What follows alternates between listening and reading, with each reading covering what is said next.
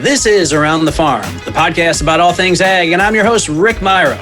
On today's show, we're going to be talking about crop scouting. We've got a great expert to have a conversation with about it.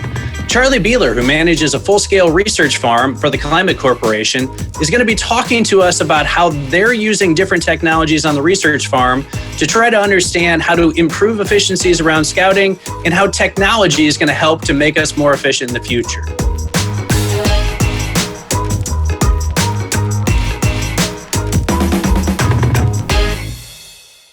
Well, Charlie, thanks so much for joining us on Around the Farm today. We're really excited to have somebody with your expertise to talk us through scouting and what folks should be doing, thinking about and considering, and how they can use digital tools to do that even better as we move through this summer. But before we get to all that fun stuff, why don't you go ahead and tell us a little bit about your background, where you're from, how you got into farming, and how you ended up at Climate.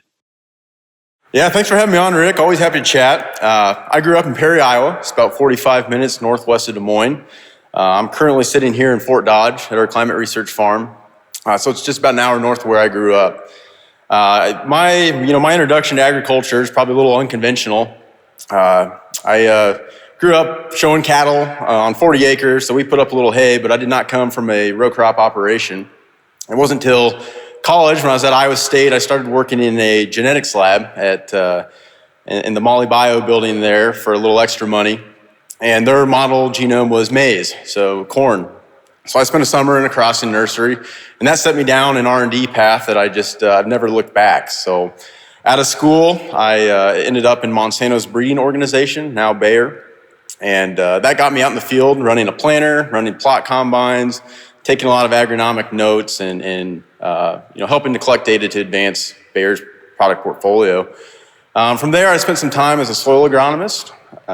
And most recently, I was in St. Louis for a little bit, working as a sensors technician. So our group collected novel data sets, anything from UAV imagery to in-ground moisture probes. So all of those experiences helped me get a foot in the door with these research farms, and I've been here about 2 years now.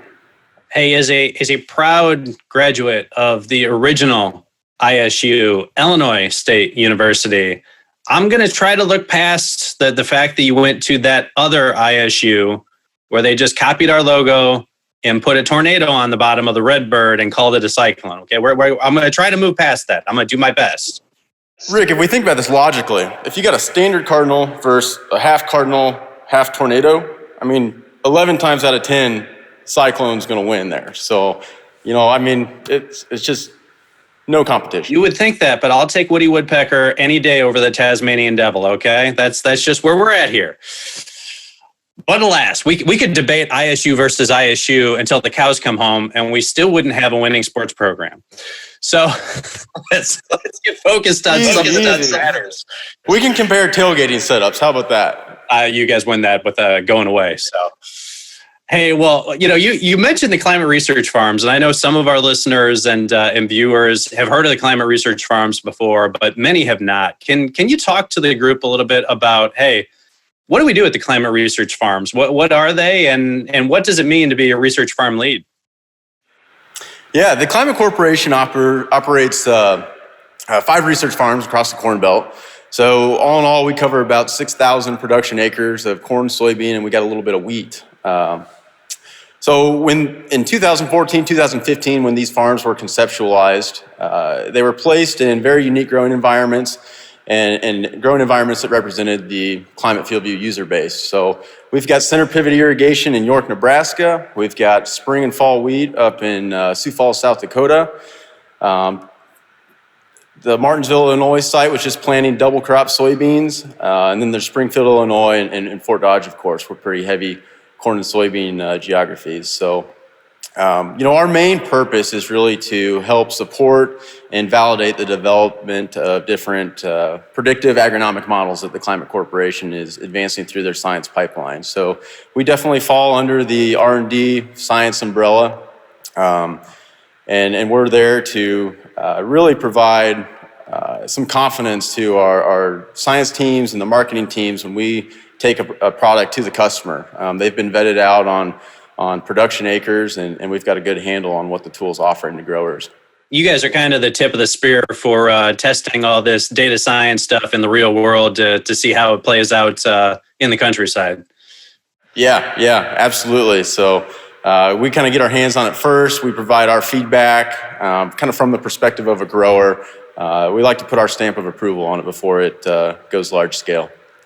I bet you see a lot of interesting things on the research farm. I'd just be curious. What's one thing you've discovered or seen that kind of surprised you? It took you back a little bit. Yeah, I would say the sheer quantity of data coming off a production acre anymore.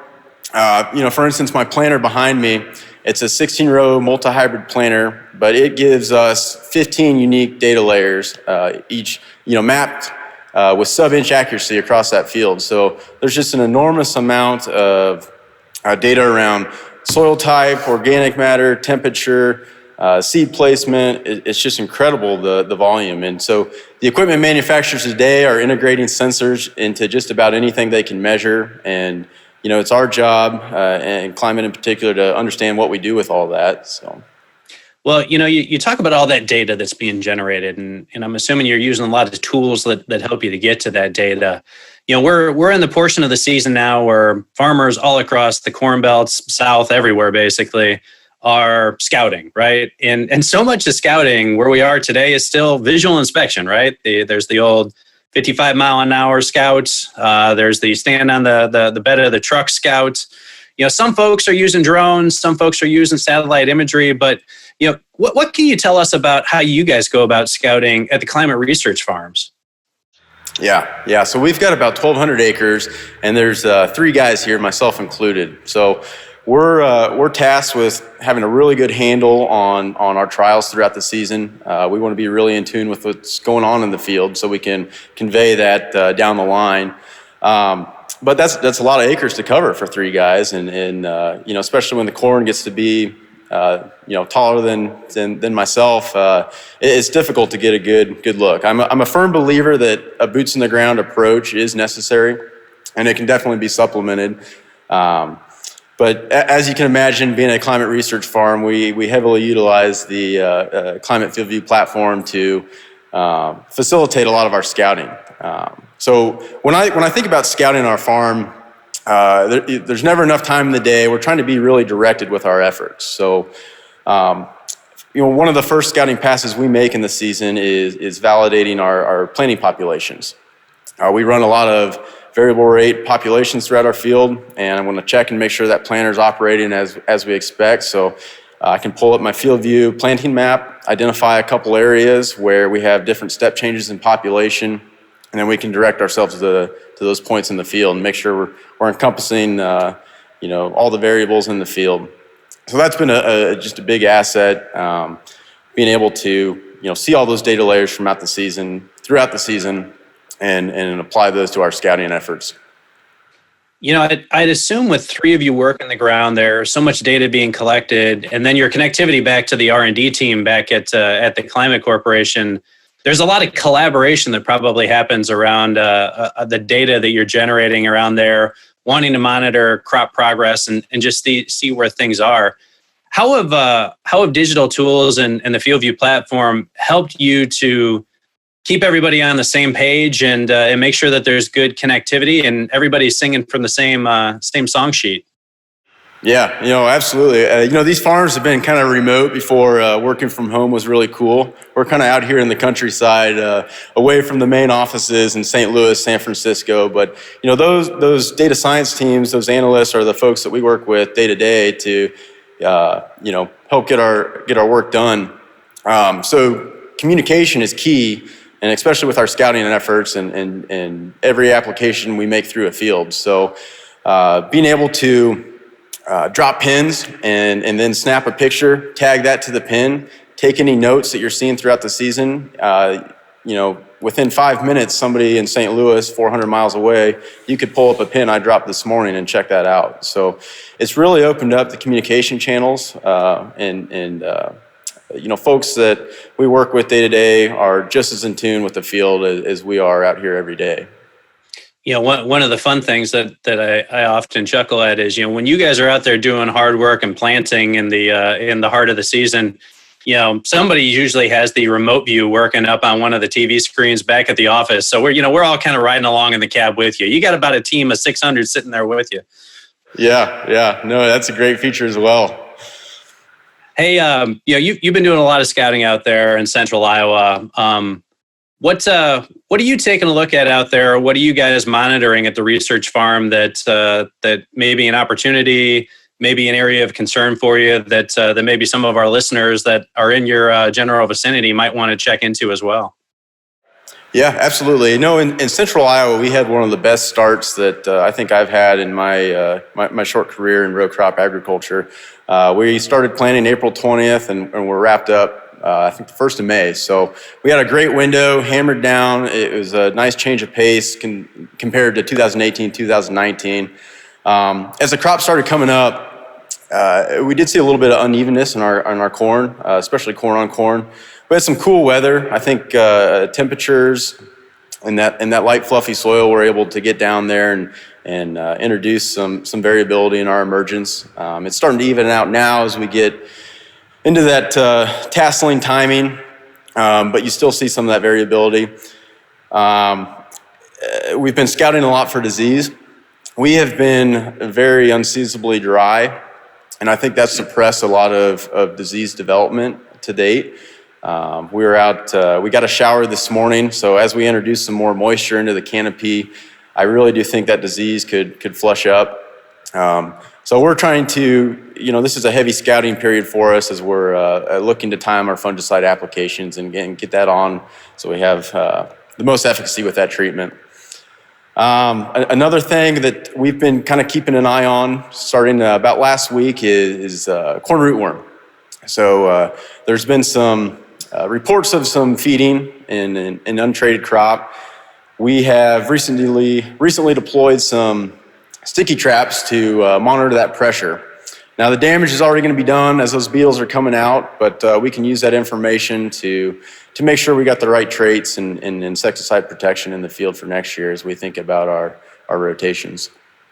It's always humbling when you think about we deal in technology so often, and there's so many tools out there that make things better.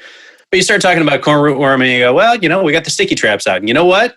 That works. That if it's not broken, don't fix it, right? If it's an effective mechanism, so that's always great to see those things happen as well.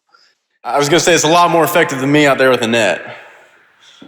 Listen, I can send my kids out there. My kids love to catch bugs, so we'll just send them out there with a net. You go ahead and run them until they're ragged, and you send them back to me, and then they'll go to sleep easier at night, right? We'll take all the help we can get. Hey, on our last episode, we chatted with a panel of experts about CP crop protection strategies, right? And I want to touch on that topic just for a moment. We talked about scouting. You were saying, hey, there's potential for some things to develop as you introduce more moisture into the canopy. As you and the team there are making decisions about in-season application of fungicides or different applications to manage disease and pest, what types of things are you looking at? What types of tools are you using to help you make those decisions on if you're going to be doing an application or not?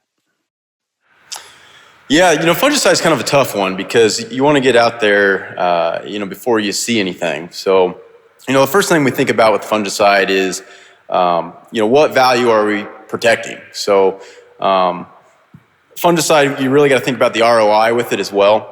So you got to have the yield potential out there to protect to really, gain that or earn back that ROI. So if we had some issues early season, if our stand wasn't quite as expected, you might be better off looking at some of your better locations to get that treatment down. The next thing I kind of alluded to was the timing piece. And that's a tough one to nail down as well. If you pull the trigger too early, you're gonna miss out on some of that residual capacity of the chemistry. And if you get out there too late, the damage might already be done. So you're trying to time that application right as the disease is flaring up. And to do that, there's a lot of things going on. First, get out there and scout when we start hitting that window. Just before VT. Second, keep tabs on the weather forecasts. Like I mentioned, we've been dry, so I think that's really suppressed that disease development. But if we had 2 inches of rain in early July, I think we'd be seeing a different story around this area. So those are really what I think about. And then third, I would also suggest the digital tools have made it so easy to introduce a check strip into our applications. And that's really going to help you get back and quantify that ROI. So, you don't know unless you measure. So it's so simple today to leave that check strip in the field. Once you get the yield map in the fall, you can run that yield analysis report and understand really what you're gaining from that application. I've always got to assume too, for you guys that are working the research farms, that sometimes the protocol is designed ahead of time and you don't get to do anything in season either, right? I assume that goes against every inch of your being as a farmer, that you just have to restrain yourself from, I need to take action right now, but the protocol says just wait it out. Yeah, there's a fine balance of running replicated trials and executing the agronomics correctly. So, we get a lot of flexibility. These farms we're trying to manage like our local producers. So, we're definitely with fungicide keeping our eyes open around VT, but I've been dragging my feet a little bit with this dry weather, and the folks in St. Louis understand. I can imagine that. So, as somebody that works on the front lines, right? You're seeing things on the front half before most people even know that they're out there and available for them. If you look into the crystal ball into the future, what types of things get you excited about what's coming in agriculture with technology over the next 5-10 years? Yeah, I don't mean to beat a dead horse, but I really think UAVs and drone imagery, drone applications, I think there's gonna be a big influx of that in agriculture. I've been really impressed using, we have a consumer grade DJI Phantom 4 here in the farms, and we've used that for all kinds of things, especially around scouting.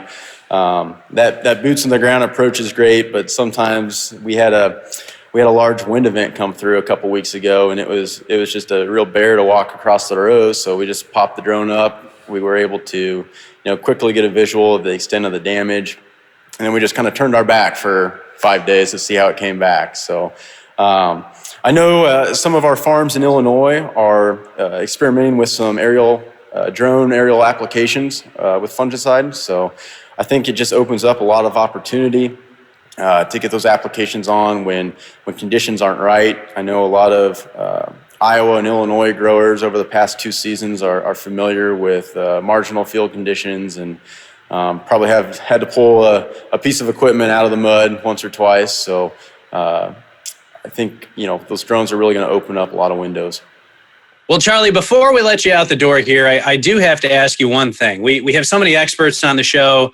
I'm trying to write a book called The Pearls of Wisdom for Farming. So we need to get your contribution to this great source of knowledge. So what's the one piece of advice that's always stuck with you about farming that stayed with you through the years? Yeah, Rick, you mentioned the 55 mile an hour tailgaters earlier. The best advice I got was you got to slow down to 40. I mean, that 50 mile an hour drop in speed there makes all the difference, doesn't it? That's the world. I was trying to take a very safety forward approach to this. I know that the actual speed of that is not 55, but I was going to keep it, within the legal guidelines at least. Right. Well, Charlie, speaking of looking forward to things, we've got Major League Soccer just started back up. Basketball's coming. Baseball's getting ready to roll. We're debating whether football's happening this fall. Tell me this: as the summer has opened up a little bit here, what are you excited about getting to do again? There's so many things we haven't been able to do this summer. What are you excited about getting the chance to get out there and do again?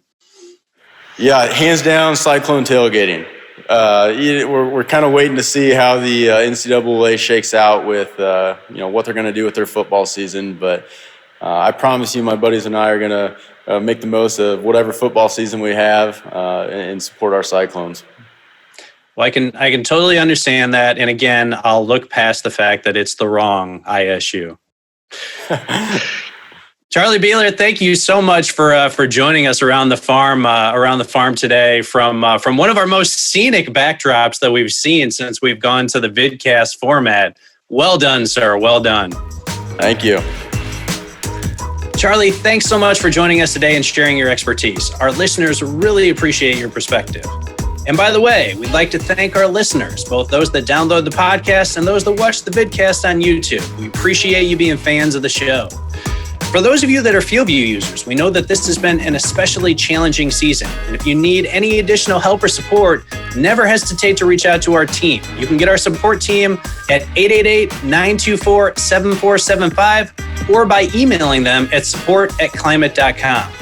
And if you'd like to get some tips and tricks on how you can stay connected in these challenging times, visit us at www.climate.com/stay-connected. Hey, while we're talking about ideas, our best ones come from you. Go ahead and give me a shout out on Twitter. You can find us at the @FieldView Twitter handle and use the hashtag FieldViewATF to submit your content ideas for the next episode. And while you're giving feedback, we never turn down those 5-star reviews. Hey, as always, it's been a blast, and we'll see you around the farm.